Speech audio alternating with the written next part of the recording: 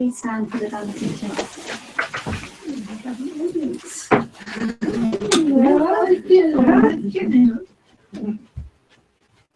Choose your seat. Tell me before I sit on the wrong place. Jetsunma, if you take that one, that would be easier for the camera. That's right. Okay, great. And just draw your attention to Jenny. Yeah.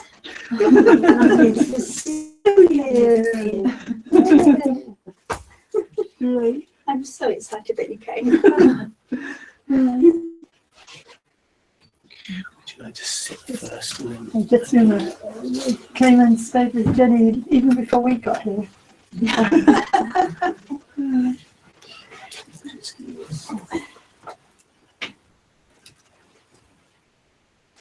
So, are we ready? You're off. We are off, and there are people at home. 3, 2, 1. Who's at home?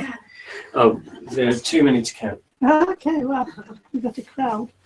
Yes. Okay, so to officially welcome you again in this part of the world. And I'm really thrilled that you made such a big effort to get here.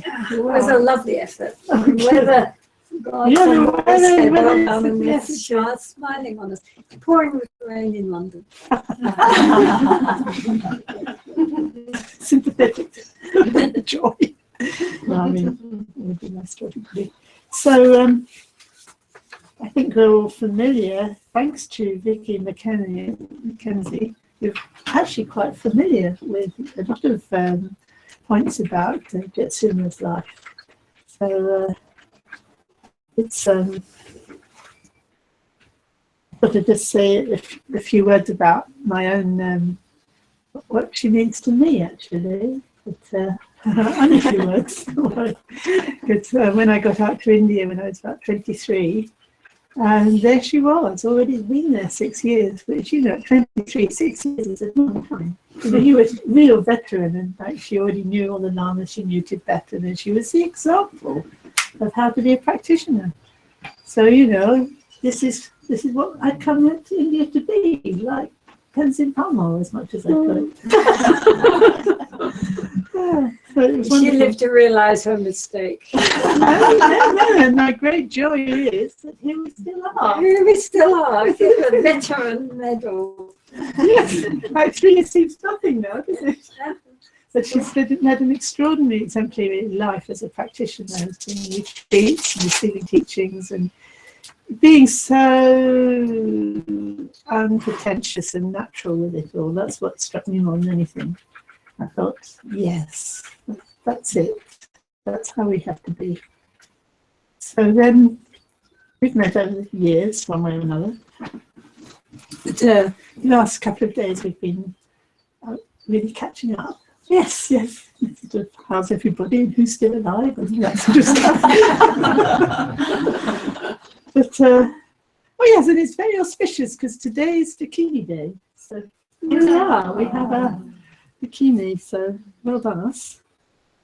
And I remember, you know, when you kind of had been doing your stint in the cave and you'd sort of come down and you're in Italy, and I think you were planning to be a hermit there, as far as I remember. But anyway, then she was just telling me then she had this idea to go back to India, and that's really where the direction of her life changed when the Dukchan, was it? And the Lamas, yeah, were sort of discussing what was needed in the Sangha, and that the nuns needed attention. They needed something doing for the nuns, because so much focus had been on the monasteries and the monks, and so she was the prime, sort of the obvious person to turn to think, to do something for the nuns. And I remember talking to you at that time about your dream to revive the Togdenma tradition. You won't know what a Togden is, but it's like a real serious yogin, seriously realized and fully trained yogin. And there was a tradition of yoginis who were,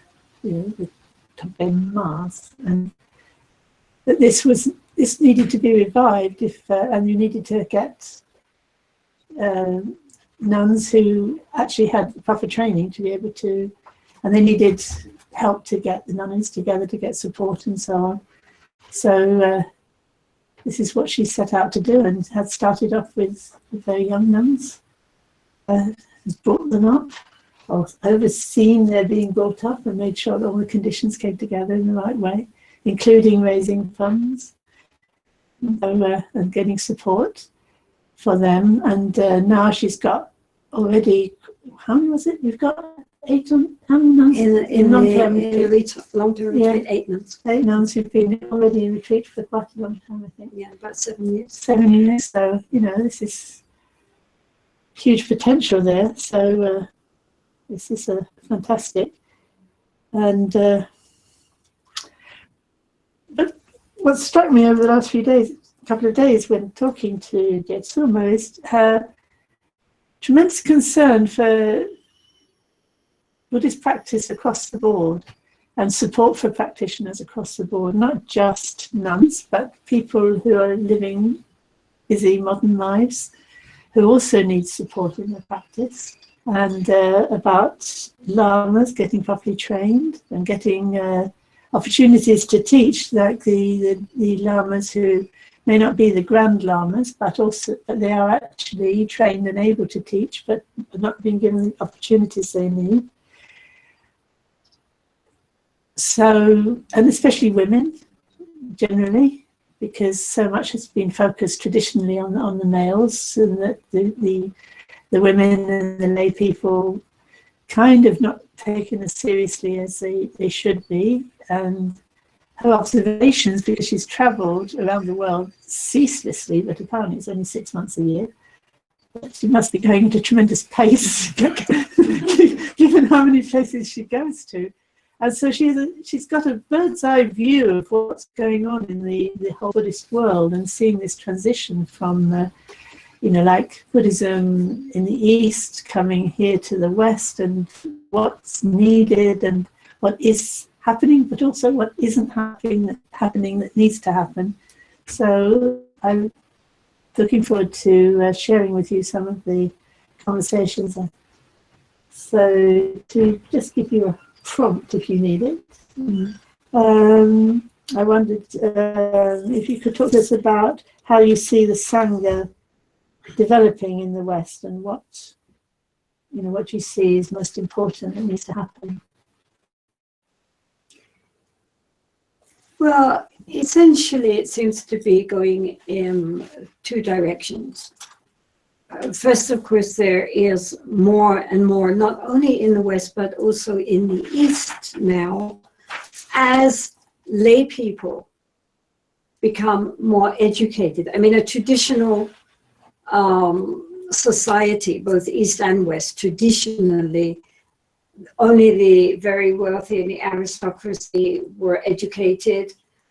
Amongst them, the only ones who had serious education were the males. And ordinary people were not educated. And so in Asia, that meant a few aristocratic males, and some of the monks, they all knew how to read, but how to comprehend the text they didn't understand.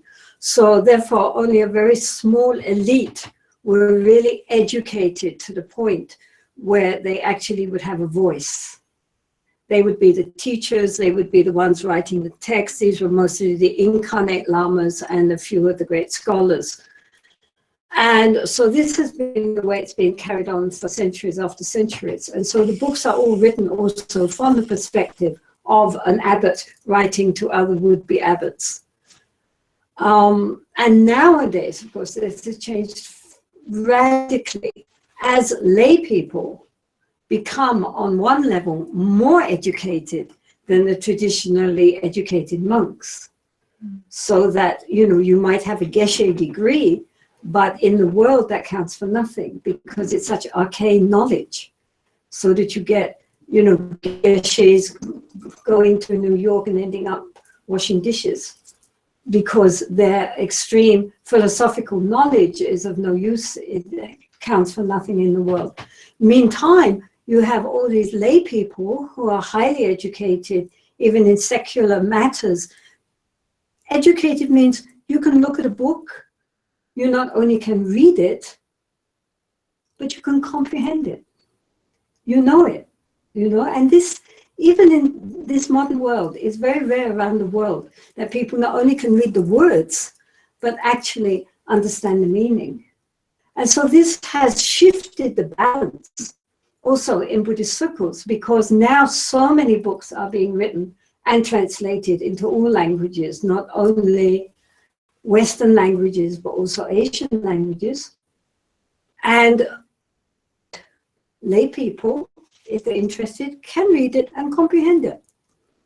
So this is giving a very different shift to the balance that these highly motivated lay people nowadays are reading and studying and coming together to discuss, coming together to practice and to meditate.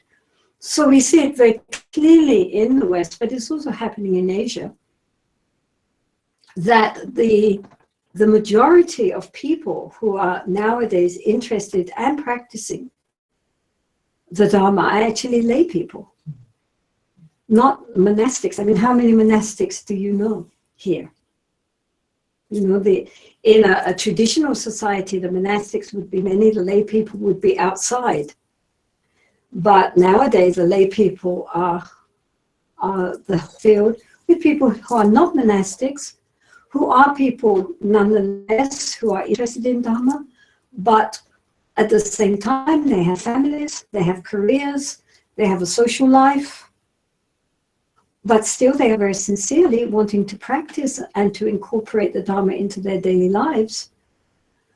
So therefore, it seems that now the basic shift in emphasis of what in the Dharma is really of benefit to people in their daily lives, not just when they're on retreats or when they come to a Dharma center, but with their family, in their workplace, in society as a whole. How can the Dharma be integrated? How, in other words, can our life become our Dharma practice? So this is what now is how the Dharma seems to me to be really very interesting, what is going to happen here. That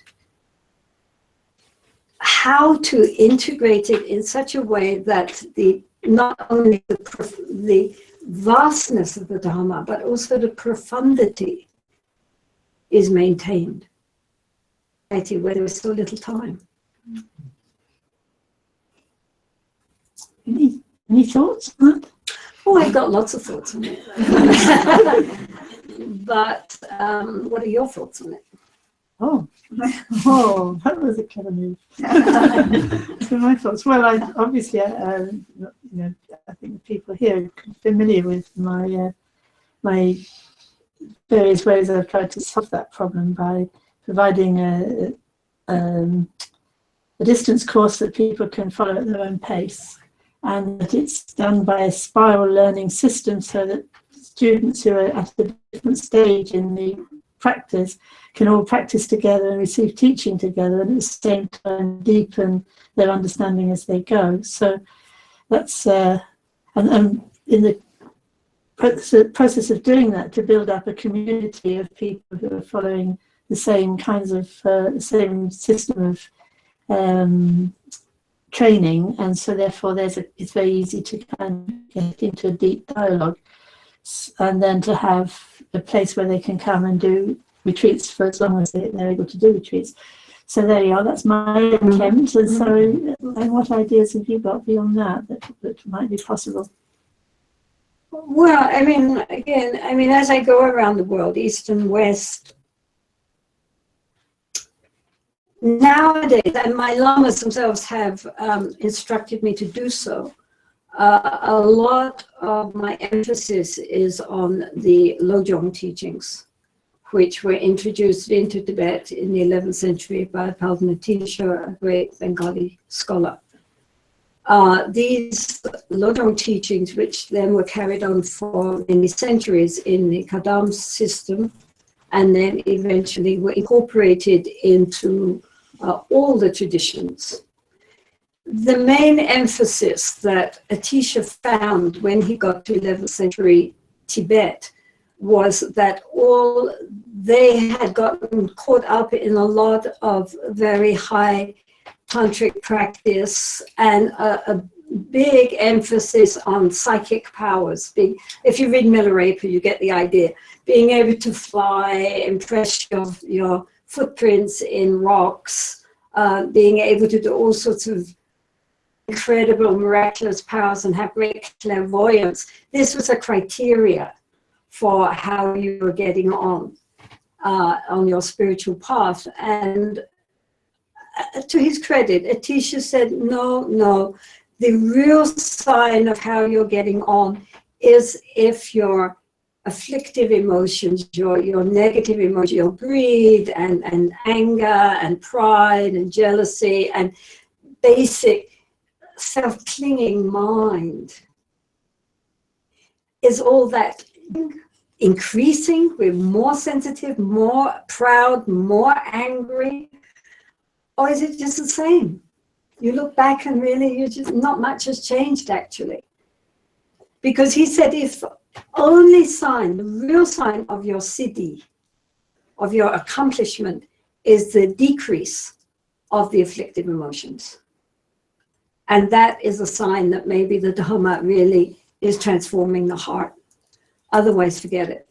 And so he put a lot of emphasis on refuge.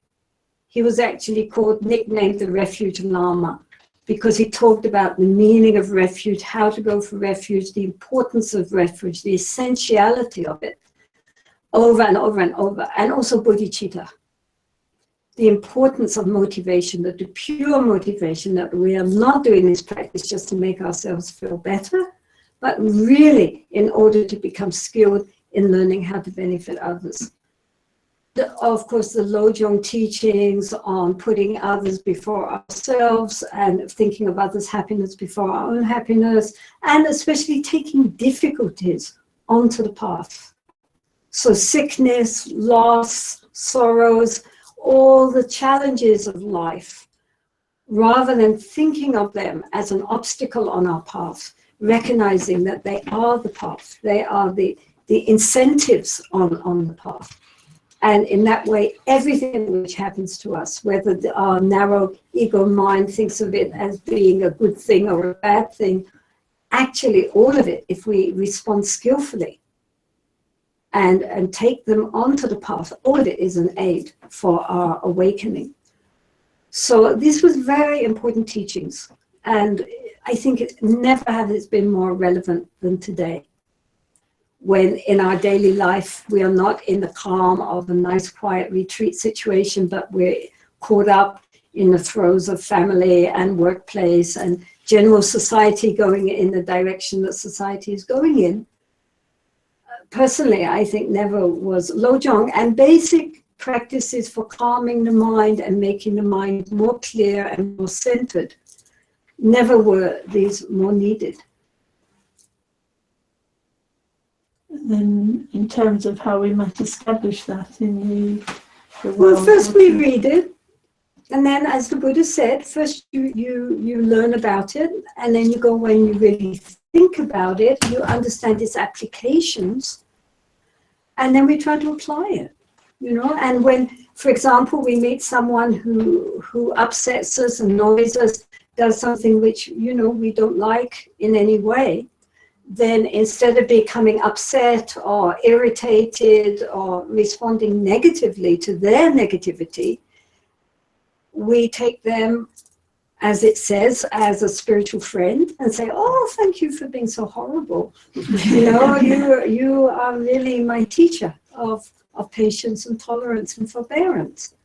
And in that way, turn it right round, recognizing that we cannot cultivate qualities like forbearance and patience if we don't have anyone who upsets us. So therefore, when people are difficult, we can say, okay, this is, you know, going to strengthen my inner spiritual muscles. This is exactly the equipment I need to grow strong. And since in our daily life this happens again and again and again, we get lots of wonderful time to practice. Good stuff. Isn't it? Because it doesn't take time. People are always saying, oh, I really want to practice, yes. I have no time. Come on, every moment that we breathe and we're conscious, it's a time to practice. There's no time not to practice. I mean, as you know, Tibetans also do a lot of dream yoga because they don't believe in wasting time.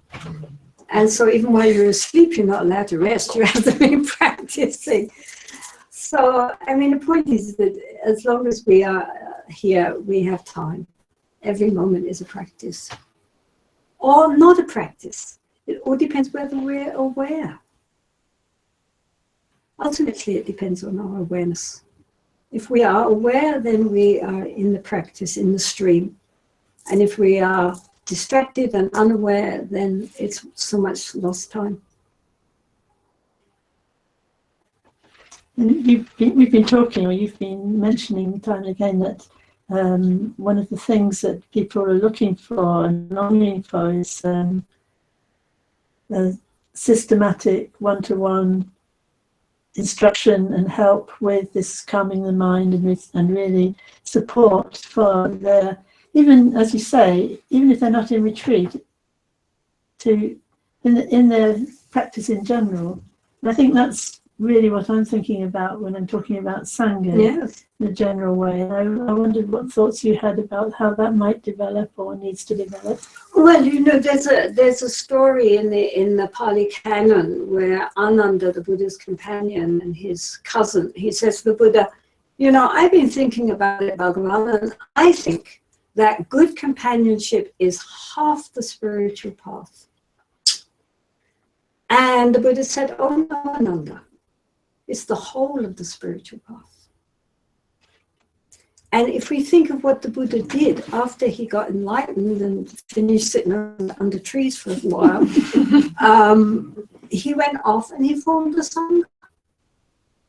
And the Buddha's idea of a community was not just monks or nuns. It was the fourfold Sangha. There is this story in all the sutras, in the Pali Canon and the Chinese Agamas, and also in the Tibetan Kanjur, where after the Buddha's enlightenment, Mara, the symbol of everything which is against enlightenment, he comes up to the Buddha and he says, okay, now you're a Buddha, great, well done, now you can leave. You've done what you've set out to do, you've done it, that's enough. Now go off into Mahaparinirvana. And the Buddha said, no, Mara, I cannot leave until the fourfold Sangha is well established and flourishing.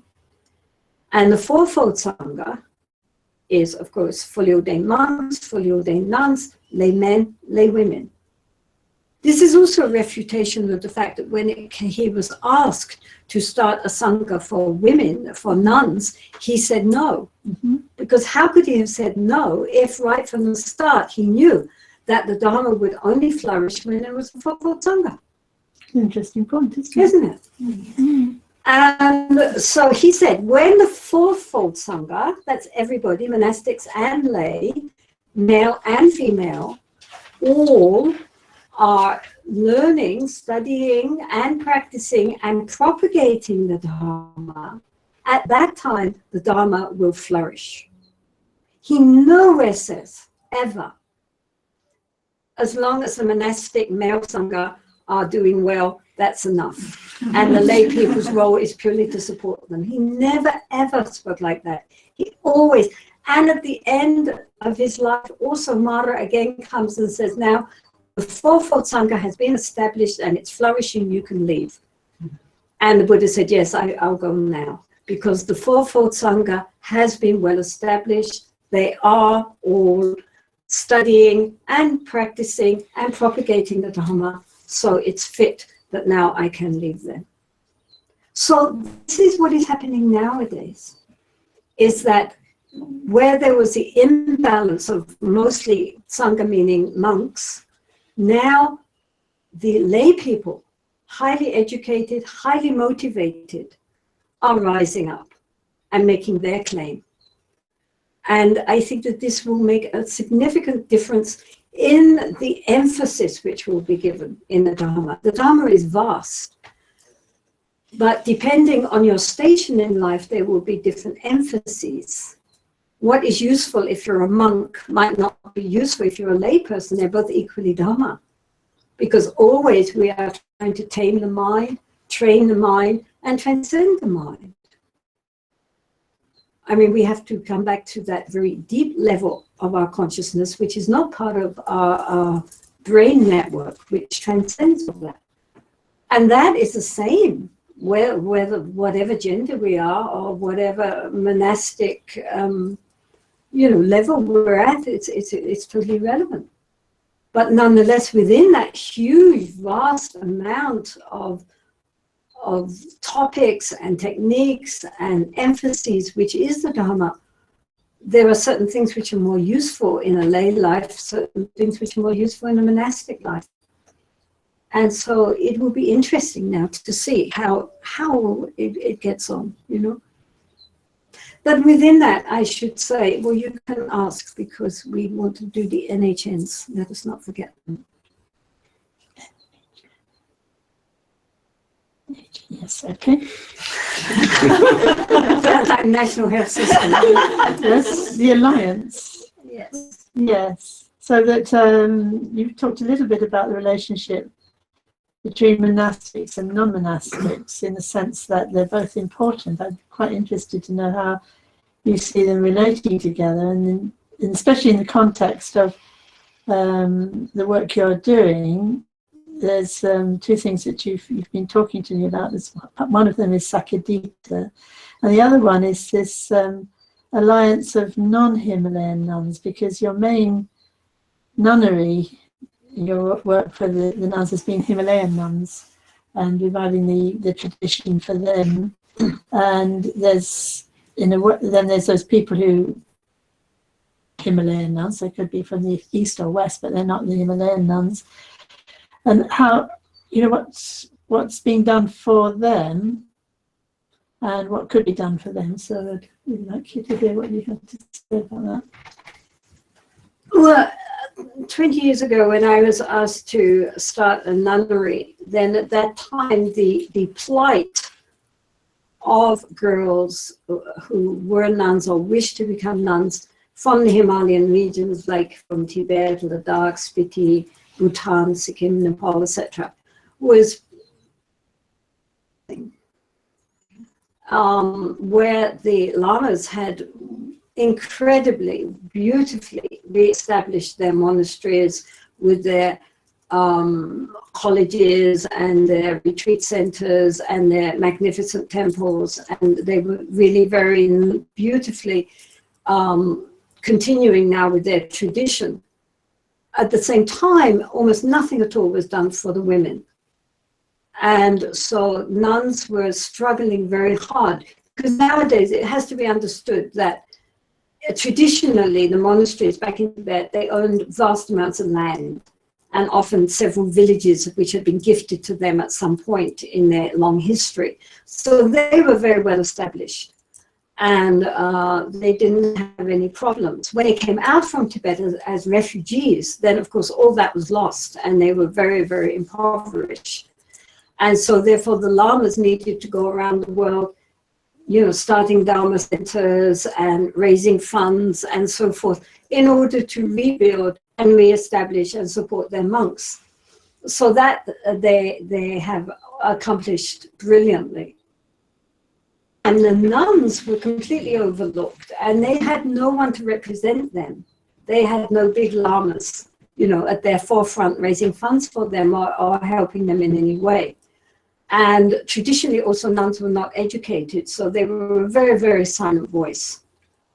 And also they don't have full ordination, so that means also they're just novices, they're not fully ordained. So in all ways, they were really struggling there. And so when the lamas in my monastery said, we don't have anything for women, do something, I felt, yes, this is what I need to do. I really have to help.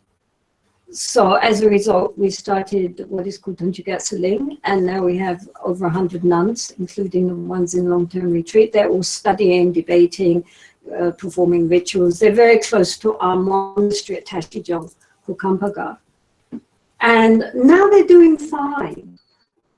There are many nunneries now, well-run, educated nuns, confident, and going ahead. They're not on the same status as monks, but they're doing very well. And especially the level of their inner confidence and belief in their abilities has really taken a quantum leap in just 20 years. And this year also there will be 21 Geshe Ma for the first time in Tibetan history. We don't have female geshes. And so in this way, the nuns are coming up and they're doing really, really well. But what has been overlooked by everybody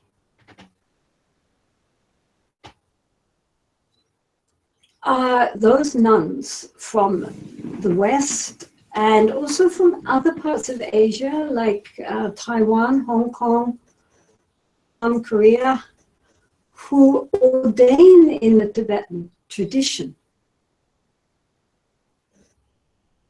And then what? Basically speaking, you go to a Lama, you say, Rinpoche, I really want to be a nun. He says, oh, great merit, very good. Go off, buy some robes and come back and I'll ordain you. And so wonderful, you go there, shave your head, learn somebody maybe will teach you how to wear your robes or not. And off you go, you take your vows in a language you don't understand, but anyway, you're sure it's good. And then he says, very, very good, puts a cut around your neck, bye. That's it. It's true. Yeah. There's no training, there's no support, there's nowhere to go. No guidance. Huh? No guidance. Mm. Now you are representing Buddha Dharma Sangha. You're in robes. Mine's the same. Where'd you go for hair? So this is a real problem, because to the Tibetans, you're invisible. They just don't see you. And if they saw you, they could care less. You don't belong to them, you never will. Anyway, Westerners or other Asians all have private wish-fulfilling trees in their garden where they pluck all their money as they need it. Somehow or other, magically, we are all, secret millionaires. We have whatever we want to do, because people save up for years and years to come to India. They make offerings to the lamas. They're not working. They have nothing. They have all this money. Obviously, they're wealthy. Mm-hmm. And they have no idea of how they're scrambling back home just to keep going. Or the Lama says, I have established a Dharma center in such and such a place. Go and run it. That's all Rinpoche. Rent, the electricity bill. If there's a mortgage, they have to pay the mortgage. They also have to arrange all the programs in order to get people to come. From time to time, they have to try to raise funds to invite the Lama, because otherwise, what's the center there for? The Lama comes, they have to raise more funds, give it to the Lama says thank you and takes it back to India. I mean, anybody who has a Dharma center with Western Sangha there, Asian Sangha are supported. Western Sangha, or Asians from other places apart from the Himalayas, ask them, who is supporting you? And what you hear will bring tears to your eyes. How they are struggling and struggling to keep the center going, to try to feed themselves, to pay their bills. And nobody says, can we help you? Even in big organizations, Dharma organizations, nobody wants to talk about it because they feel they're being disloyal to the Lama, they're being disloyal to their organization. But in fact, no one is supporting the Western Sangha at all. Not really at all. And many times they have to stay at centers and pay to stay at centers. They want to get a won, they have to pay to get the won. They want to attend a teaching, they have to pay to attend a teaching.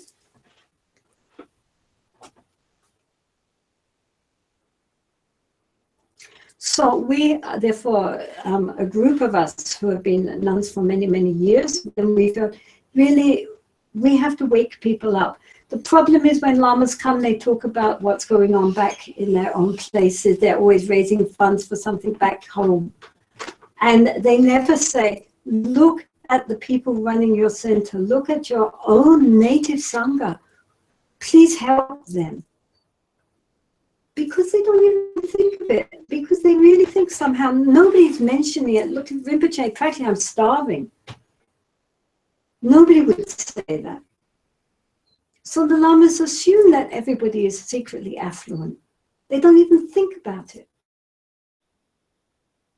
So please, all of you think about it.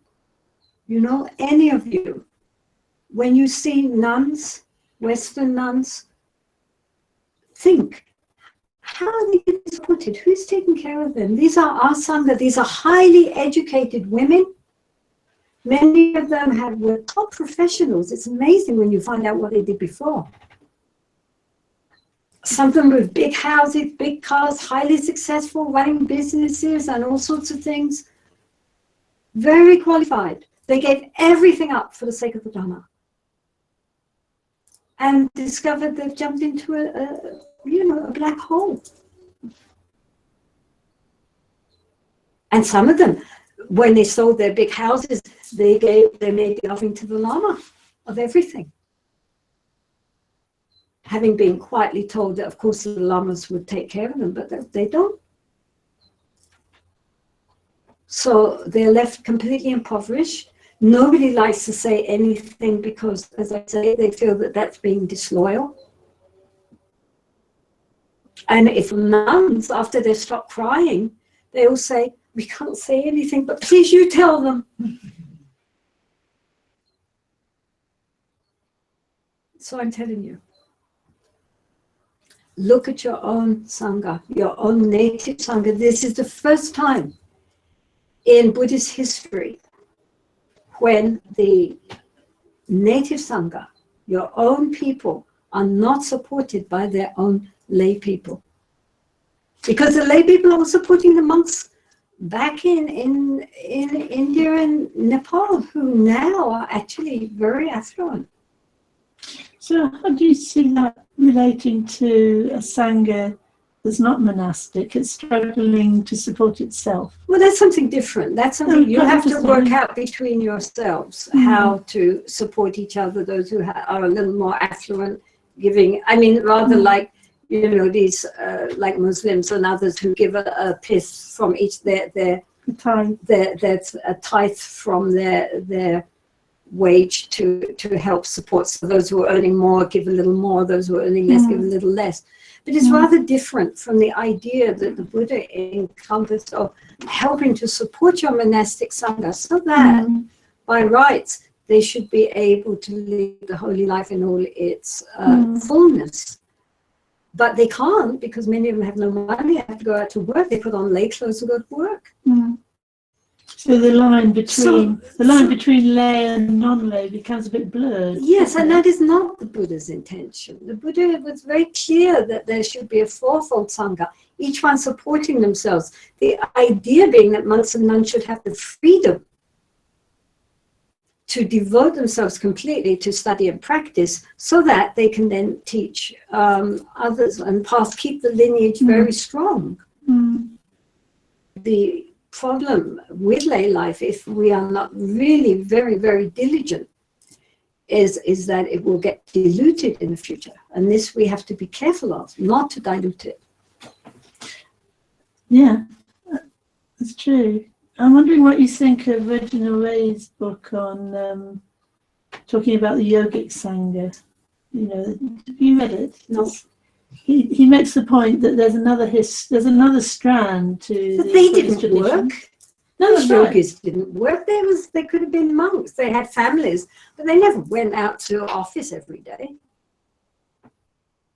Okay, so that's They were up in their retreats. The wife was down below working the fields and taking care of the kids. I know these yogis. It's a great life if you can get it. And it was mostly males. But at the same time, I mean, yes, you can point to a finger at all the four aspects of the sangha, if you like. The fourfold sangha, you know, it doesn't really live up to its ideals at different times in the history of the sangha. But I'm wondering, as we move forward into Buddhism in modern times, whether the idea of lay people there to support the monastics, who are the ones who are carrying the torch of the Dharma forward, isn't also, there's also alongside that the idea of, in the West we see ourselves as primarily practitioners. I mean, maybe not yogins, that's a bit high sounding, but we're basically all practitioners struggling to live as devoted a life as we can, and not particularly seeing ourselves as being there to support the monastics to do it, to be the ones who do it. And it seems that there's a tension between these two. Yeah, because then that's the end of monastics. Exactly. This is why I'm wondering how you saw that. That would be a tragedy. That was the last thing the Buddha intended. Mm. He didn't want that there should be a twofold sangha of only lay people, because quite frankly, especially in this day and age, except in the very exceptional cases, people don't have the time to totally devote themselves to study and practice in the way that there was set up through Buddhist history for the monastic sangha to do. So that requires a lot of trust on the part of the people who are setting other people up to spend their whole life doing because they're called to. Most people are not called to. But I mean, even a place like Tibet, which was ideal for monastics, I mean, not the whole, the whole population never became monastic. They never would. Why would they? It would always be just a percentage. And in modern days, when being a monastic, especially in the West, is so extraordinarily difficult, there has no advantages and all the disadvantages, then you're not going to be overcome with a huge, influx of people wanting to be monastics, because it's so difficult. And even when, in the Theravada, like Amaravati, where lay people are encouraged to support their monastics. They're monastics right here, not monastics back in Thailand. It's still, the number of applicants that they get is very minimal compared. So I don't think that even there, the majority of their practitioners are lay practitioners. But those who do choose to leave home for the homeless life, I think at least be appreciated. And I think we should say, well, to really renounce relationships and comfort and security for the sake of the Dharma is something worthwhile, and we understand it's not easy, and we will try to help you. Instead of just ignoring them like they don't exist, and when they need them. I mean, I can really get what you're saying, because I remember when I came back to the West and I saw, I had been all those years in India, and I had felt the psychological benefit of being appreciated as being a monk or nun, and then coming back to the West and realizing I'm being tolerated as a nun, but not really respected. And it's very much the atmosphere here in the West, and that's why this plea on your part that they be appreciated and supported, I can see it from that side. From the other side, there's a plea going up from the other side as well. Well, what about if you live your life some of the time in retreat, full on, or studying, and then some of the time you are then out supporting other people who can then be full on. And much so, I can really appreciate what you're saying about the value of people who've given their whole life, and that's what they're prepared to do. I can also see the value of people taking time in and time out to do concentrated practice, and that may be anyway at the moment, but it's more likely to get support as a community. Not because I think it's right, because it's self-serving. Yeah, because then, I mean, I think they're both very good and very valid. I don't think it's either or, I think it's both and. That's what we've got to aim for, isn't it? Yeah, but the problem is that the West is not used at this time to monasticism, so it's been cynical of it, I'm afraid. Exactly. So this is why Buddhists, at least for God's sake, Buddhists, like everybody's saying, should appreciate what they've got, which is such a richness, and which is what maintained the Dharma down to the present day, so that we can all share it. Who has been doing that? You know? It's what the Milarepa said about Gampopa, wasn't it? Well, it was. I mean, the Kaju lineage kept going because of Gampopa, Milarepa. At that time, there were many, many yogis living up in their caves, starting lineages which they brought from India. But they all died out because they didn't have a framework. I mean, on the other hand, of course, it's also true when they were up in the caves, there were also females in the lineage who, once it got into the monasteries, died out. But that's this downside of it. The upside of it was that you had these highly trained, highly dedicated, highly disciplined transmission going on, be with people who did have all the time and enough security, you know, to hold it and pass it on. That's the point, isn't it? I mean, not just in Tibetan Buddhism, but throughout the Buddhist world. I mean, any institution has its upsides and its downsides. Yeah. You know, I mean, I'm not pretending.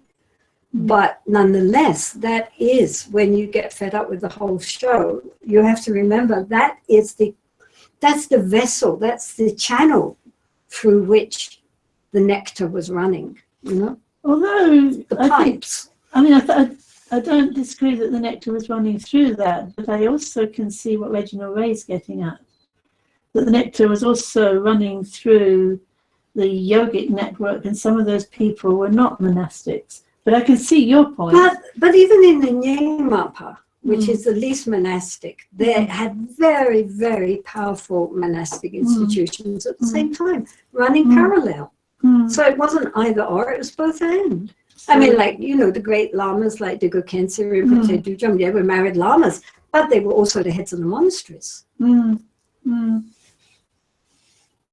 Yeah. I wonder how long it's going to take for us to have a strong enough community of practicing Buddhists to be able to do the both and, or whether we need to focus on one, you know, like what we've got, until it's strong enough to support also a monastic. Then it would be finished already. Do you think? Yes. The time could come when we can have both and. No, because you won't appreciate it even when you get it. You think? Yeah. Maybe I think these are very more. No, I think that this is very, very precarious times. For the where Western Buddhism is going. What makes you think it's so precarious? Well, there is the big rise of secular Buddhism. Throw out anything you don't happen to agree with that doesn't fit in with your own preconceptions. I don't believe in rebirth, so Buddha didn't teach rebirth. Karma obviously was some very, primitive way of reckoning between good and bad, but good and bad is relative. I don't believe in karma. So obviously Buddha didn't believe in karma. How popular that is. Very popular. How popular in the West. Yeah. I would say probably 60% of Buddhists, maybe more, think like that. Including Buddhist teachers, which is very, very frightening. That is naming the elephant in the room, isn't it? I mean, that's what's at risk, that the Dharma is going to be completely corrupted. But can you be sure that just because people have taken robes, they've just gone along to a Lama, don't know anything, say to the Lama, please ordain me, the Lama ordains them, and then somehow by hook or crook they manage to live their life as a nun. But then when you talk to them, they've got no real training, and they actually hold the same views. I've run across cases of that. Yes, but that's because they haven't been trained. Yes, and because no one's taking any making sure they are trained. Yes. Yeah, I mean, why are you just anybody who comes along and saying, I want to be ordained? Why are you ordaining? That's a really, really important question, isn't it? Because if the nuns and monks are going to be respected, they need to be seen to represent something. Exactly.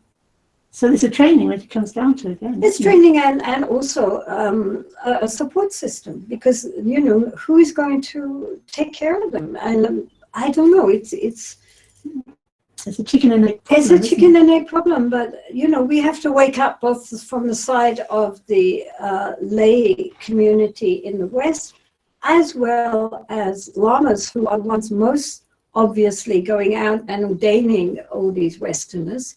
And then abandoning them. Which is criminal, really. Well, it just, I don't know why they do it, Why do they do it? It's a good question. Why do they do it? Why they do it, because you would think they would see the potential. I mean, not everybody has potential, but a lot of people who have been ordained are really quite extraordinary women, really very amazing. And yet you can see they just go down and down and down and down because nobody takes them seriously. Nobody cares about them. There's no support, not financial, but also psychological and spiritual. It just if you were planning they're this, struggling on their own. If you sort of blue sky thinking and you were planning it, what would you think would be needed to correct this? I think two things. First, that it's difficult because, quite frankly, the Tibetan community, especially now that they're in exile,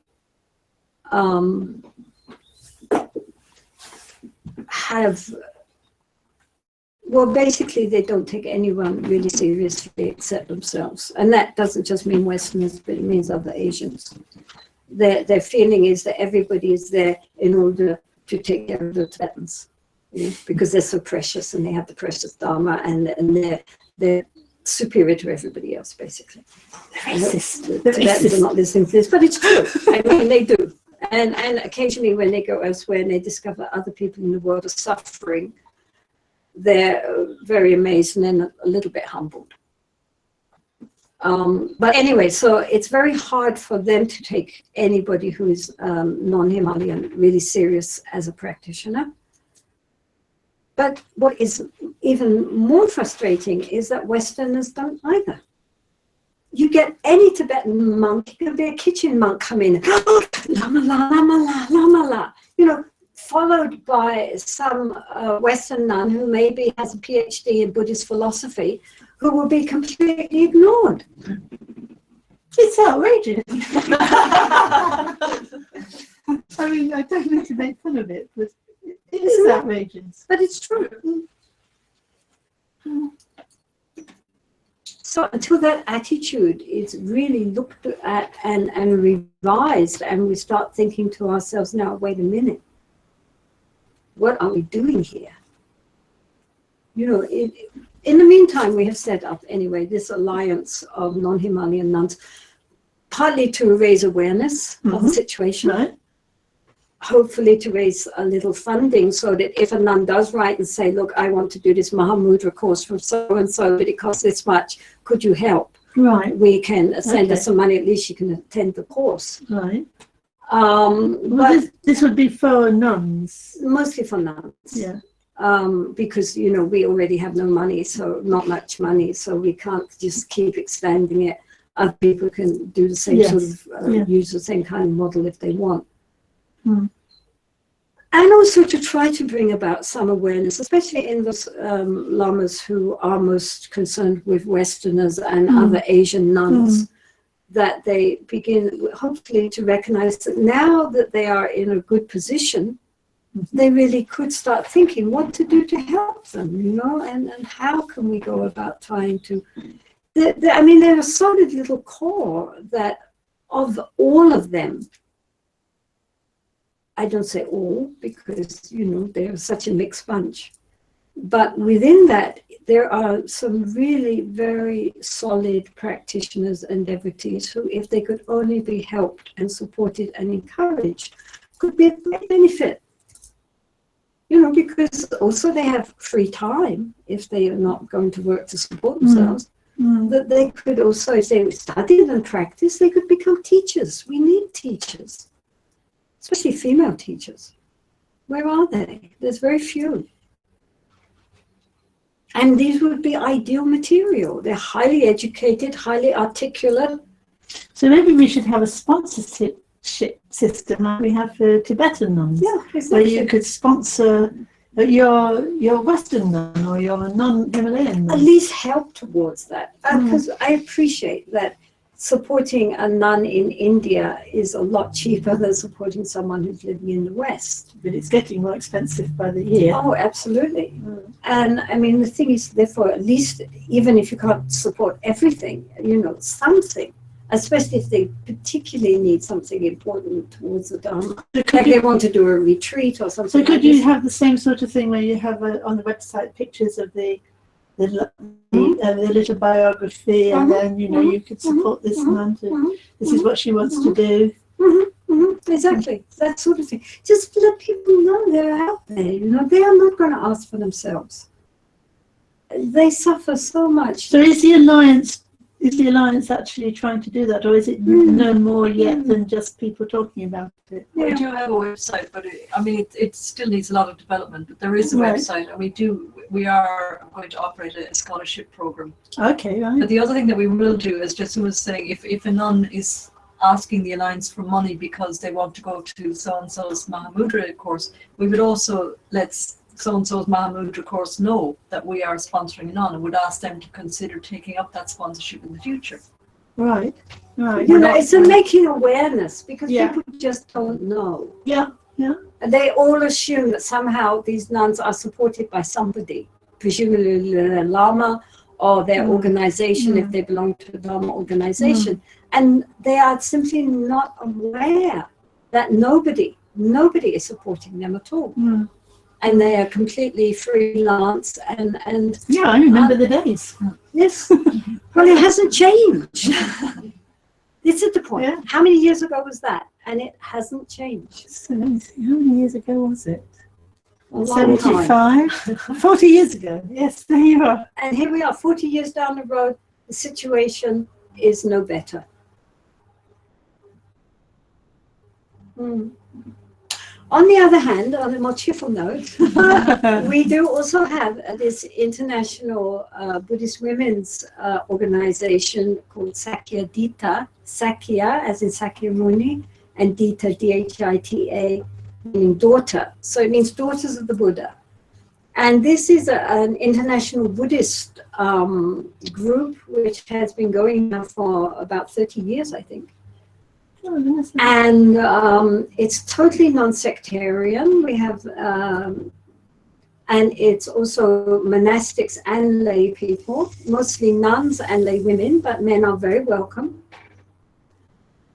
And it is non-sectarian in that people come from all the Theravadan countries, Sri Lanka, Thailand, Burma, Laos, etc., and also from the Mahayana countries, Taiwan, Korea, Japan, Vietnam, and of course from the Tibetan regions also. An opportunity, we meet once every 2 years in a different Buddhist country. Next year in June, we are meeting in Hong Kong, in order to allow people from mainland China to come, because Buddhism is very much on the rise in China at this time. And it's a wonderful gathering, about 1,000 women coming together to talk about things which are of interest to Buddhist women. I have been to so many Buddhist conferences, sometimes of which I'm the only female speaker. In fact, as often. And always one is in the absolute minority. The token woman. The last time we went to a conference set up by the International Buddhist Congress on the border in India, but near to Bangladesh, it took us about 3 days to get there. When we got there, I was the only female speaker. Plus, when I got up to speak, the Sri Lankan monk next to me said, "We're running out of time, you've got 5 minutes."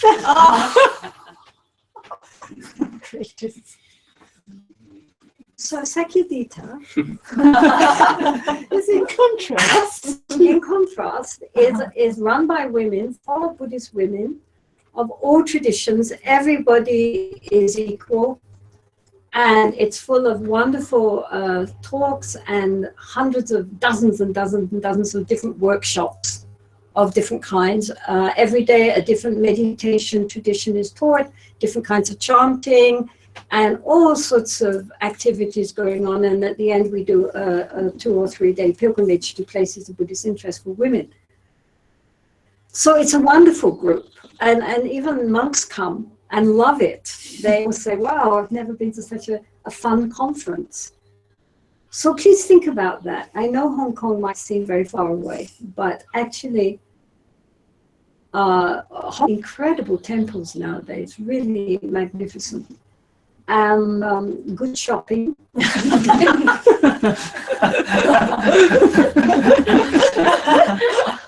And so please look it up.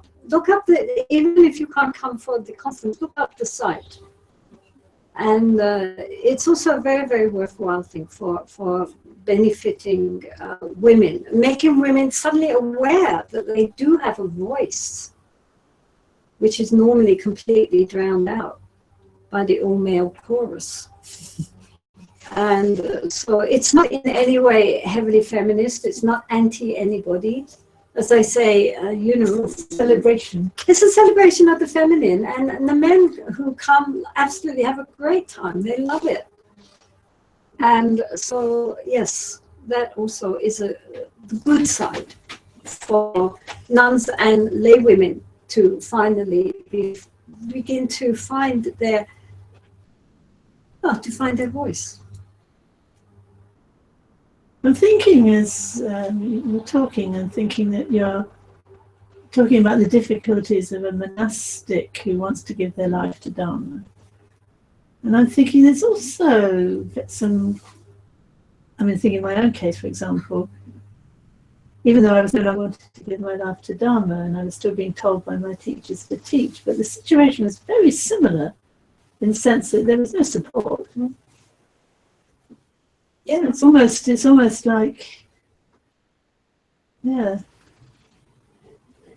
One wonders, and you were saying that at the Sakyadita conference there's a lot of non-monastic teachers as well. Oh yes, the majority of teachers are lay women.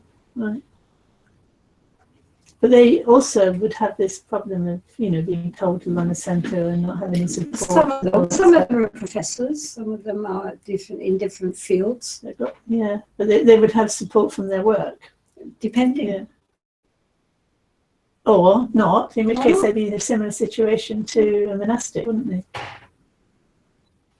Yes, because, when the lamas go around the world starting Dharma, they go somewhere, people come together, they say, Rinpoche, please start a Dharma center. Yes, very good, this auspicious place. You start Dharma center. Off the Lama goes. And you're left having to run everything yourself. It's not that he's going to give you anything to help you. And be the teacher without having the teacher there to teach you. Exactly. And you've got to run it. And if you can't, then, too bad. So it's a very difficult situation all round. It is. And I know so many women, nuns, and also occasionally lay women, mostly nuns because they're the only ones that have real time, who are completely burned out running Dharma centers and given so little appreciation, so little, acknowledgement of what they're doing for people, because everybody's focused on the Lama and his maybe once every 2 years visit, which costs a fortune, puts them all into debt. And yet, then what? It's 40 years of that. It's kind of changed. Well, it needs to be rethought. Plea to rethink, to think carefully how we're going to have this. Because it's happening in Asia as much as in the West. I mean, when we were in Hong Kong recently, we met this lovely Chinese nun of the Tibetan tradition. She had to go back and live with her husband again. I mean, not living together, but in his house, because she has nowhere to live. And no one's taking care. If she was a Chinese nun in the Chinese Mahayana tradition, she would have everything given to her. But because she's in a Tibetan tradition, nobody cares. Big education job needs doing. Do you talk to the lamas about this? The only, no, is the answer to that, basically. The only Lama we ever mentioned it to, because he happened to be staying in the same house we were staying in Sydney and heard it was happening, was the Lama who is the abbot of this very incredible yogini nunnery in Tibet called Gebcha. And we happened to be staying in the same house. And he heard that we were having a little meeting of this non-Himalayan Nuns Alliance. So he said, can I come? So he said, of course, Rinpoche, if you want to. So then he did come and he asked many, many questions. And he was practically in tears. And he said, I confess, when I first met Western nuns, I thought money. He said, I thought jindak, sponsor. And he said, I didn't know. He said, we all think Westerners, money. He said, but as I got to understand the situation more, now I feel so ashamed I think like that. So right now I'm finishing building the temple for my nunnery. As soon as I finish building that, I'm going to work for your NHNs and tell all the Kempos that I made, you've got to take care of these women. Oh, do you? And is he doing that? I think he's very enthusiastic. He's the one I'm going to be meeting now. Right. But he's of course, he loves women. This is one thing in the true sense of the word. I mean, he really sees feminine potential because he's the abbot of this very extraordinary nunnery where all the nuns live in little boxes and never lie down. And they're all Tummo experts. So he sees feminine potential, When he looks at us, he sees our Buddha nature just there. And so, of course, then he wants to try. He sees, because he has some close disciples who are Western nuns who are struggling. And so he sees that, yes, this really is a big problem for them. Who is going to take care of them? Who is going to train them? Who is going to nurture them? Their great potential. They're always struggling, trying so hard, and always on the edge about, to fall over if they can't keep it all balanced. So it's hard to talk to Tibetans because they are very insular in their thinking, to be quite honest, and not to make it appear as if we are in any way criticizing them, which we are not. We are, but we are not. I mean, if we start being critical, then they immediately clamp down and say, you Westerners, you don't understand anything. Okay, so forget it. So the point is to find, therefore, a way of approaching them that they can see what the problem is without feeling themselves being accused. And we're working on that one. Good. Good. Because it has to also come from them. What about the Dalai Lama? Because he is famously reputed to have had the dream that a Vajra came flying down into the heart of the Buddha child. So, well, that's what I've heard. Oh, I've heard that. Okay, yeah.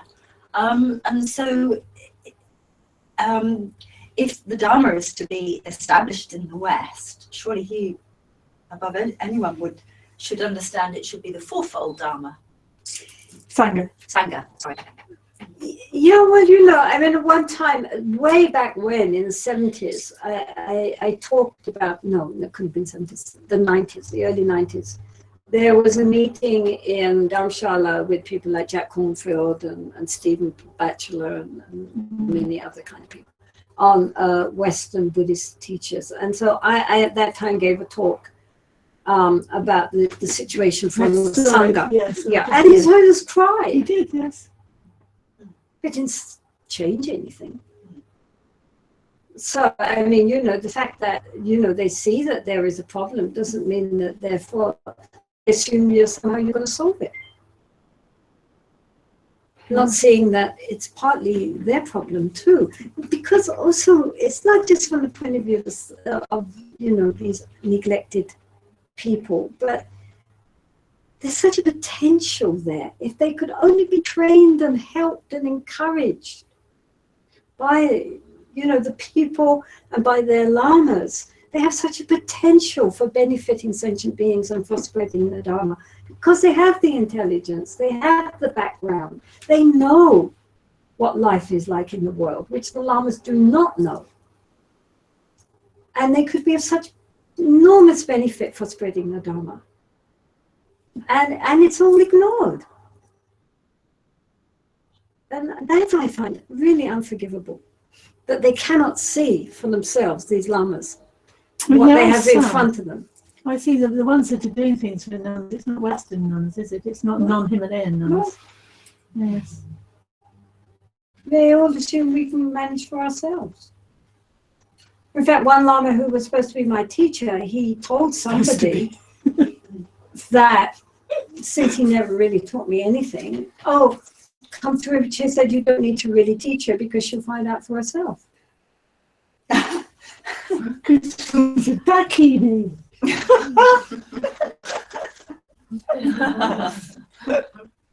I mean, really, I give up.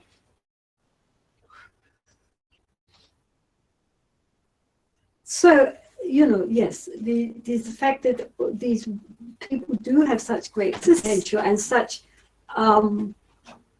aspiration, and yet it is so ignored. Do you think it's different for non-Himalayan monks? They can join some of the monasteries. Nobody wants these women in their nunneries, including us. Of course, we don't take foreign nuns, so I'm as guilty as anyone. I don't, because it's too difficult because of the level of education. It doesn't really help for them to join nunneries, because the way traditionally the nunneries are based on tremendous amounts of memorization and ritual, and and everything's in Tibetan, and it's not what they need. Right. And that isn't the point. I mean, that's helpful for a young girl coming in, but for a middle-aged woman or even a woman in their 30s. I mean, even our Bhutanese women who are joining the nunnery now in their early 30s, some of whom had been married before and all of who had careers, then decided samsara was really not what they wanted and became nuns. Even they, Bhutanese, are struggling with the traditional kind of, and they're highly educated women, some of them IT experts and have been working in movies and things, but even they struggle. Right. So what to speak of a Westerner? Yeah. And serious problem. It's a whole different way of educating. Mm. So what they need are really well-run centers or something for them that they could be properly trained. In Korea, for example, they have, if you want to be a nun, you go into, well, for nuns, I think there are 4 different nunnery institutes, and it's a 4-year program in which you are trained, right? You get the preliminary ordination, and then you learn classical Korean and Chinese, you study the sutras, you study ritual, you study meditation. You are given a 4-year crash course And at the end of that, then you can take higher ordination and then go back to your own monasteries and carry on from there. So something like that is what we need. Not forever, ever, but at least a good crash course in how to, understand basic Dharma, how to practice, how to be a nun, some basic Vinaya, and, also practice in how to teach. And of course, if they were seen to have had that training, people would be more interested in supporting them. Exactly, and you could have a certificate showing you've been through this training. Something like that. I don't know. It's just coming to my mind. But something that, or maybe not forever and ever and ever, that people think, how long is she going to live? But at least something which people then have a sense that they've changed. Exactly. They've learned something. Exactly. They are now monastics, not just wearing robes. I think that's done a lot of harm, really, that people kind of get to see. Like when you first see somebody in robes, you see, these are the trained ones. Yeah. They are special. They represent They're Sangha. specialists. And then you get to realise, no, they're just the people who came forward and naively said, I want to be a nun, and thinking. And some of them are crazy. Oh yes, I've seen that too. Yes. I mean, they never should have been ordained. No, I've seen that. I've been a translator when this has been being done, and you think, what are we doing? This is crazy. This person has no idea what they're doing, and you've just said yes. You know what it is they're doing, and you should have said no. They don't know what they're doing. So of course, if you say yes, they're going to. Yes. And then they're thrown back into to us again. And then because you're sort of presented with that as to be, why should I be supporting that when I'm having hard enough to support myself for my own practice? A Westerner who's not a monastic is not very motivated to support that. Yes, I mean, Isn't it? something needs to be done. I'm not sure exactly how to go forward with it, but I think we all have to hold hands together on this one. To raise up a higher quality of Sangha, fourfold Sangha.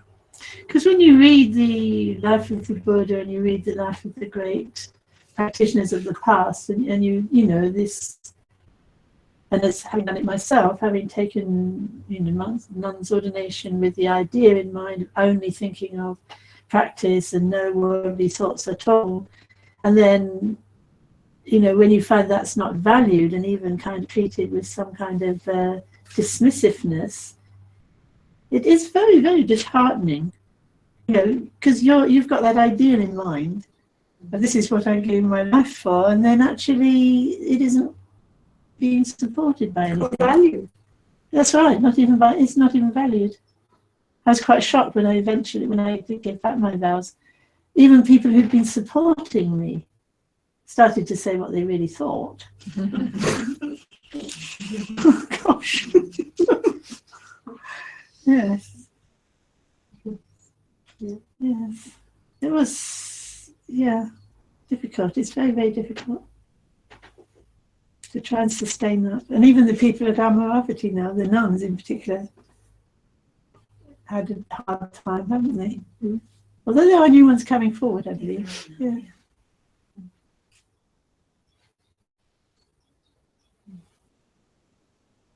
Any other questions? I'm slightly going to change the subject. I wanted to ask about solitary practice, because both of you have done years and years of practice in solitude.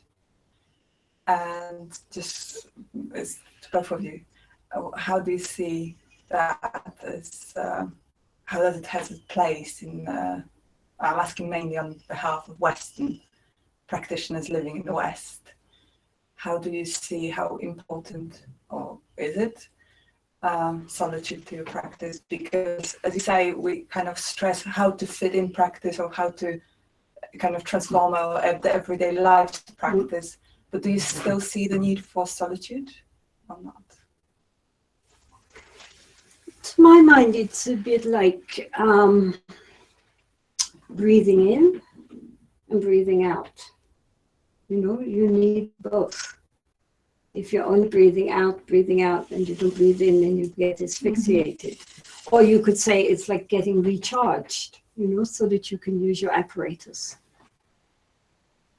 Very few people in this day and age are probably going to choose for lifelong solitude. And there are so many qualities of the path which can be cultivated in community with others. But I definitely think that if you really seriously wish to deepen your practice and completely merge yourself with some formal practice, then solitude, or at least practice in a very disciplined group, very helpful. But for many people also, it just be told, right, go away and meditate, you know, without any guidance, without any help, things come up and there's no one to ask. That also might not be the ideal situation.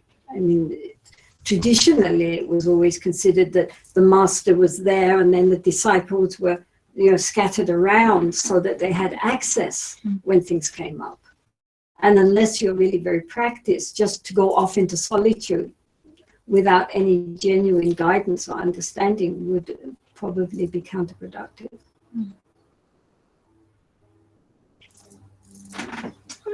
It's a very interesting question, because I spent a lot of time in solitary retreat, following your example, and also following the instructions from my lamas, very much in favour of it, until the Karmapa said no, you know. No, it wasn't a Karmapa, it was Kimmelje who said, okay, that's enough of that, now time for study. And I think in retrospect, I sense it would have been better if I'd studied more before I spent so much time in solitude. But on the other hand, I didn't feel a single day wasted while I was in solitude. I just, yeah. So I don't know whether it just takes such a length of time, you know, because I noticed also, I remember thinking when I was in retreat, I'm going to forget this, but actually 2 months is much longer than 1, and 3 is much longer than 2. And, you know, as you went on, it was like the quality of the retreat was changing just because of the amount of time. And it's very difficult to put a finger on what does that mean, because obviously it depends what you're doing. Or does it? Is there something just inherent in the length of time that you're giving your mind that, you know, rest from all the distraction? But then what I find quite amazing is, as there were things I didn't understand that would have been really helpful had I understood them at the time. But then as I teach the Dharma, and they're spending much of my time not, I'm amazed at what my students are actually able to realize and the time in which it takes them to realize it, even in their busy lives. I can't evaluate it against my own experience, because those insights took me decades. And yet I think my students are arriving there more quickly. Of course, they're riding on my shoulders to a large extent, but to what extent they would do even better if they also did, you know, long periods of retreat as well. I mean, just think how that might be. So, you know, in terms of solitude and the benefits of it, but I think there's tremendous benefit from it, even though actually one can gain benefit, Dharma benefits in whatever situation you're in, as you're saying. So I guess it's probably a matter of what opportunities you get and making the best of them, really, rather than there's one thing. But then if you have a choice, what would you aim for? I think if you have a choice, chunks of time in solitary retreat, I think aim for that. I would say, yeah. I've got a question from someone online who is saying, there's a question for Jetsunma. that she lives with borderline personality disorder and experiencing extreme emotions. And what advice do you have for anyone living with extreme mental illness? You know, on the whole, it's a very difficult question, and because different psychological problems obviously would have different solutions. On the whole, if people are really very psychologically disturbed, I don't think it's a bad idea to try to find a Buddhist motivated therapist. There are those. In fact, some ex-nuns then train to become therapists, because this is some way that they can help people how to integrate Dharma from also a therapeutic point of view. Because sometimes if people try to meditate with psychotic undertones, it could do them more harm than good. You have to get the mental properties balanced. You can go into deeper types of meditation, and therefore sometimes some therapeutic techniques and understanding can actually help them to become more balanced before they go forward. And they would understand it from both points of view, from a modern Western point of view as well as from a Dharmic point of view. And if they're skillful, they could really help them and give them, some genuine support. But what do you think? I mean, I endorse everything you say, and as you said, it's a big topic, isn't it? Like, what kind of degree of mental illness are we talking about? But generally speaking, I think the advice Tibetans always give when there's any kind of imbalance is relax. Like putting more pressure on yourself is not the time for putting pressure on yourself. It's time to really find a way of making friends with yourself and relaxing. And what lifts you? So to really find what lifts you, even if it's only very slightly, and to appreciate that actually one does have that within one. One does have this unchanging nature that underlies any kind of mental disturbance. And then, as Jetsunma says, find ways of managing it. Like if you can find somebody who can counsel you, or you can find something in life that you can really still manage to do in a very way that's stabilizing. So I think a lot of it is to do with maintaining a confidence in your basic nature and not panicking, just keeping going, really. That's what I would add to what you said. Because it's tough. It's really tough. At the same time, it happens. It can happen to any of us. We've no idea what, a little bit of something, and can recover. Well, that's right, and this is one of the most encouraging things, is that actually medication can help. Yes. I've got students who are very good meditators and practitioners now who are actually being helped by medications. So I used to think, oh no, you don't want to rely on medication, and now I think, for goodness sake, we're a bag of chemicals. If you're not going to rely on chemicals, you don't need a body. Come on, if there's a possibility that the chemicals balance can be restored, you have to think that's the compassion of the Buddhas and Bodhisattvas that allows that to happen, and that there is a lot that can be done now which wasn't able to be done before. Following on from that, and also going back to an earlier point somebody else asked, when you were talking about modern Western Buddhists often not believing in rebirth, maybe these things. At what point is it corrupting the Dharma, and what point is it going along with modern discovery or modern insight? And so how, where do the two get balanced? Well, first of all, there's absolutely no proof whatsoever that rebirth doesn't exist. any more you could say than you can prove that it does. So I think the proof on the side of rebirth, if you really look into it, is a lot heavier than the proof of no rebirth. And from a Buddhist perspective, if you cut out karma and rebirth both, and you say this life is only it, then you are reducing Buddhism to a kind of, basically a therapy. It no longer has its cosmic vision. I mean, it makes nonsense of the idea of liberation. It makes nonsense of the idea of bodhicitta. It makes nonsense of most of the Buddhist principles on how to live an ethical life. And why bother to renounce? I mean, why not have a nice, comfortable life and, toddle along the best you can? And what's wrong with that?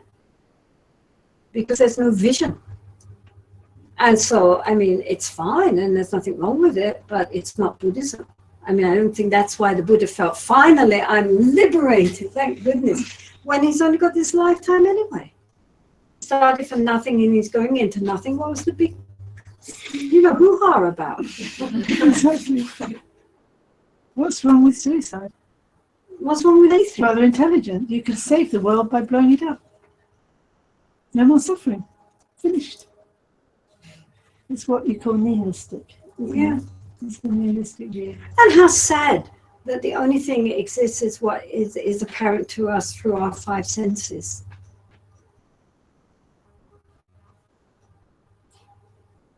I just think your vision becomes like this, There's no depth and openness and vastness. It's all become so tiny. So well, it's already gone, isn't it? Like everything's gone.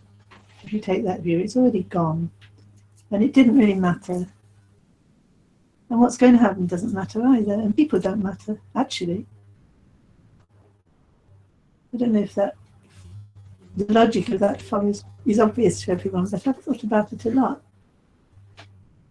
I think, well, if beings are just disappearing anyway, moment by moment, they've gone, so there's nothing to liberate and nothing really to bother about.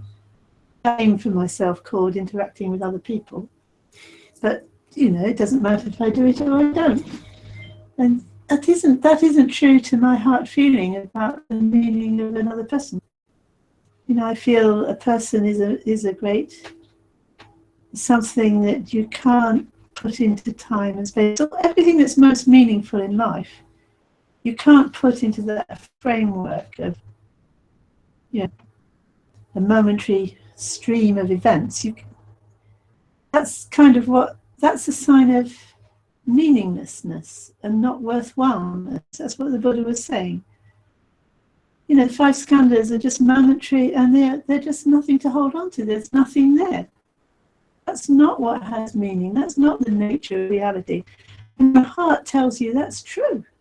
And if your heart doesn't feel something's right, then everything's wrong. And if your heart feels that's true, other beings matter.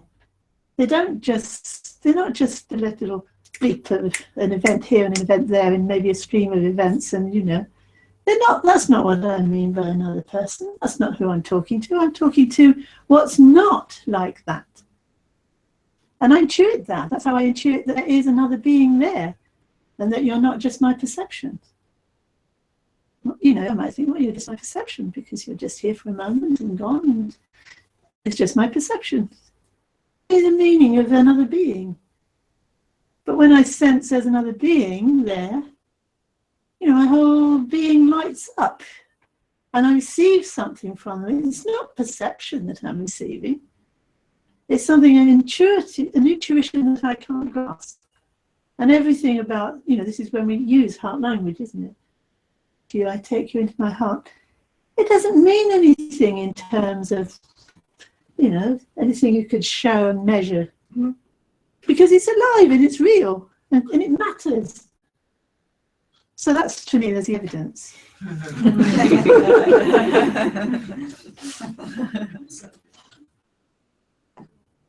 I'd like to say something rather to encourage you about Buddhism in the West.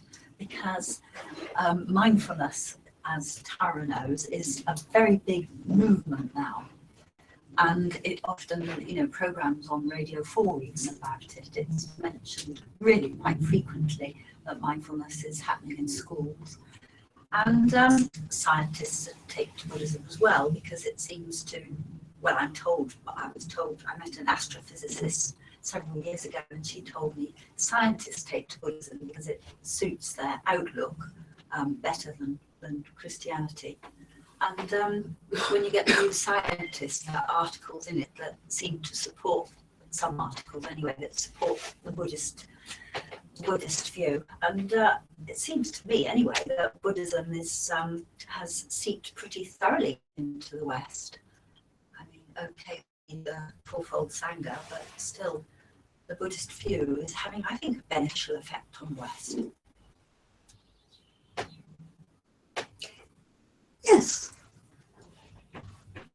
I think, this popularity nowadays of mindfulness is a good thing. I mean, the fact that it doesn't come along trailing all the Buddhist philosophy is, in a way, beside the point. I mean, if people can learn how to become more centered, more aware, more conscious, whatever their personal beliefs are, I mean, that's a good thing. And also because then if they do a course in mindfulness, then they're likely to Google it. And then all this Buddhist stuff comes up, and they'll suddenly go, oh, good gracious, look, and then some of them at least take it further. Some of them might not, it doesn't matter. If they can improve their minds, then that's good for the world. So yeah, what concerns me is not that. That's fine, that's good. What concerns me are people who are marketing their understanding as Buddhism when it no longer is. When it's just, well, bits of Buddhism which happen to appeal to me. And that's fine too. Yeah, you can just keep to the bits of Buddhism which appeal to you, but please don't say that's what the Buddha taught. I happen to agree with my preconception, then obviously the Buddha couldn't have said that because I'm right. Or else he wasn't a Buddha.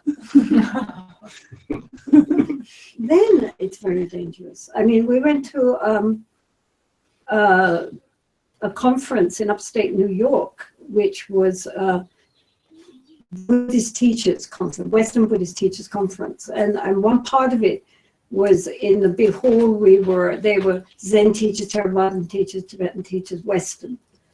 And they made a demarcation, a line down the road. And they started by asking questions like, you had a line down the middle, and then we all stood on one side. And then if the answer was yes, you went across, turned around, everybody bowed. And so they started off with things like, who has Jewish backgrounds, so probably at least half of them or more went across, everybody bowed, right? And then some questions about gender orientations, etc., which were a little illuminating but irrelevant. But then they said, who believes in karma and rebirth? And probably at least half, maybe 60%, who does not believe in karma and rebirth. And maybe 60% went across. These are Buddhist teachers. Who does not literally believe in other realms of being? Probably 70% went across. Oh, enlightenment even, wasn't it? Yeah, and then it was about, I was just in a state of shock at the end. These are Buddhist teachers. The new generation. So this is a worry. I'm really surprised by that. This is a worry. It's shocking. It is shocking. That's what shocked me. I couldn't care who sleeps with who. Who does not believe in karma and calls himself a Buddhist? That I'm concerned about. It's common. It's very common. and the general population as a whole. I mean, even Christians are sort of recognizing reincarnations. Well, maybe there'll be the new So- reincarnationism, the Buddhists will all gone. Yes. I mean, the point is that it doesn't make sense of the Buddhist past No. if you throw out There's karma. no liberation. There's no liberation. There's nothing. What you doing it for? I like it. Yeah, that's why people do it, because, you know, well, I want to sit, it makes me feel better, and then what? So this is my only concern, is that it gets more and more watered down, diluted. We keep the bits that feel comfortable, and we'll ignore all the other stuff because that's only sort of Asian culture anyway. You know, then that's a worry. Do we have any time for another question? I don't know. You've got the watch. No, but we don't have a limit. Okay. Maybe it's the end. So In that case, Steph can wait. Oh dear. She's used to it. Oh. did you have a clear question? She does. She Go has on. typed it. Go on. Okay, so sorry, Steph. Jens. I find I get very inspired through Dharma and Dharma practice, and then I get a bit fed up, a bit full up. I go back to bad habits and perhaps some rebellion. Do you have any advice on how I might manage this? And then Judy says the same. They're your students. I think they're I'll asking you. deal with you later.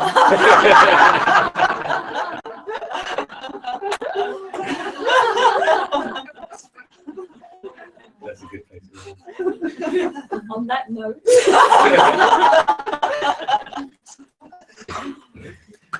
We dedicate this punya to the enlightenment of all sentient beings. May all sentient beings realize complete and perfect awakening.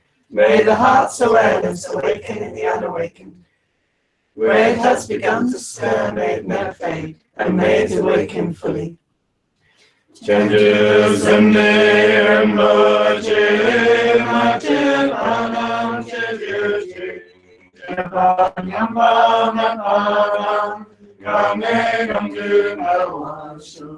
Changes and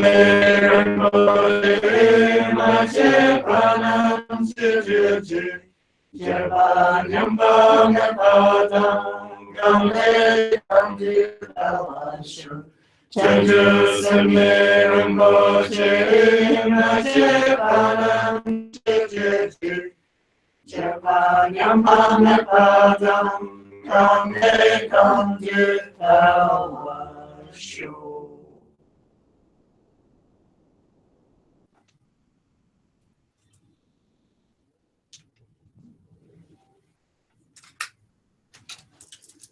Thank you very much. That was a great joy.